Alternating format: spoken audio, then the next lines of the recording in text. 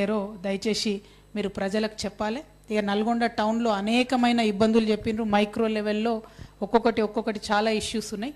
అవన్నీ కూడా మేము జాగృతి కమిటీస్ వేసుకుంటాం, అడాక్ కమిటీస్ వేసుకుంటాం.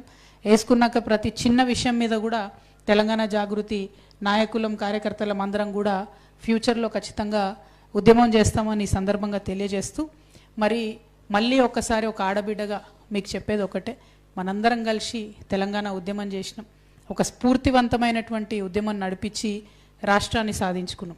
రాష్ట్రం సాధించుకునే సందర్భంలో మనం అనేక సార్లు చెప్పేది, మనకెవరు స్ఫూర్తి అంటే ఫ్రెంచ్ విప్లవం స్ఫూర్తి. స్వేచ్ఛ కోసం, సమానత్వం కోసం, సౌభ్రాతృత్వం కోసం జరిగినటువంటి ఆ ఉద్యమం అది విజయ తీరాలను ముద్దాడింది.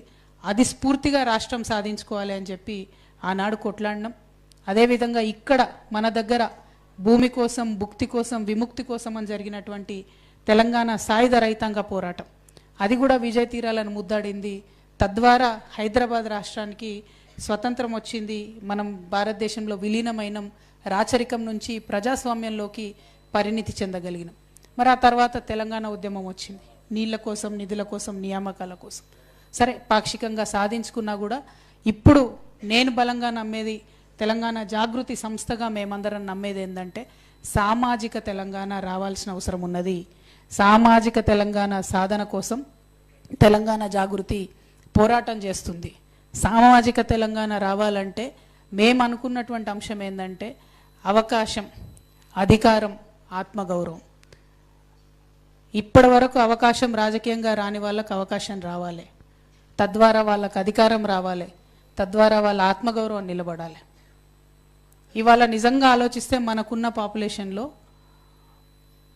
మైనారిటీస్ ఎంతమంది ఉన్నారు, వాళ్ళు ఎంతమంది పబ్లిక్ రిప్రజెంటేటివ్స్ ఉన్నారు, ఆడబిడ్డలు ఎంతమంది ఉన్నారు, వాళ్ళు ఎంతమంది పబ్లిక్ రిప్రజెంటేటివ్స్ ఉన్నారు, బీసీలు ఎంతమంది ఉన్నారు, వాళ్ళు ఎంతమంది పబ్లిక్ రిప్రజెంటేటివ్స్ ఉన్నారు.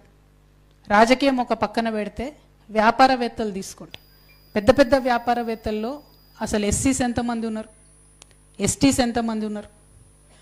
సామాజిక గౌరవం విషయంలో ఎవరికి దక్కుతుంది గౌరవం ఈ రాష్ట్రంలో? తెచ్చుకున్న తెలంగాణ భౌగోళిక తెలంగాణ అయితే సరిపోదు, సామాజిక తెలంగాణ రావాల్సిందే. దానికోసం తెలంగాణ జాగృతి ఖచ్చితంగా ప్రయత్నం చేస్తుంది. దానికి అనేక మార్గాలు ఉంటాయి. అందులో ఒక మార్గం బీసీల కోసం 42% పోరాటం చేయడం. అది కేవలం లోకల్ బాడీ ఎలక్షన్స్ కోసమే కాదు, ఎమ్మెల్యేలలో, ఎంపీలలో, ముఖ్యమంత్రులుగా రేపటి నాడు బీసీలు ఉండాలి ఈ రాష్ట్రంలో అని బలంగా నమ్మేటటువంటి సంస్థ తెలంగాణ జాగృతి. ఇవాళ ఎమ్మెల్యేలుగా, ఎంపీలుగా ఎస్సీ ఎస్టీలు అవుతూ